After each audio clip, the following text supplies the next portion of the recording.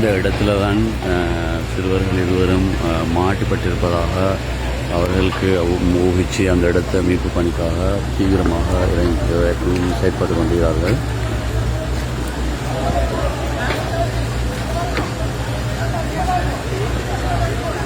இன்றைய தினம் காலை வேளை அவர்களிடம் கையில் இருந்த ஒரு தொலைபேசிக்கு அழைப்பு விடுத்த போது அவர்கள் கிட்டத்தட்ட 20 செகண்ட் வினாடிகள் கிட்டத்தட்ட ஆன்சர் பண்ணி வைத்து கொண்டிருந்ததாக சில தகவல்கள் அவர்களுக்கு கிடைத்திருக்கின்றது. சிக்னல் இல்லாதனால் அவர்களுக்கு தொலைபேசி மூலம் அழைக்க முடியாத பட்சத்தில் அவர்கள் ஃபோன் தொடுத்து இருந்திருக்கிறார்கள். காலை வேளை அந்த ஃபோன் வேலை செய்திருக்கின்றது, ஆன்சர் பண்ணியிருக்கிறார்கள். எனவே அவர்கள் உயிரோடு தான் உள்ளே இருக்கிறார்கள் என்ற அந்த கணிப்பில் தான் அவர்கள் காலையிலிருந்து மிக தீவிரமாக அவர்கள் இந்த மீட்பு பணிக்காக செயல்பட்டு கொண்டிருக்கிறார்கள்.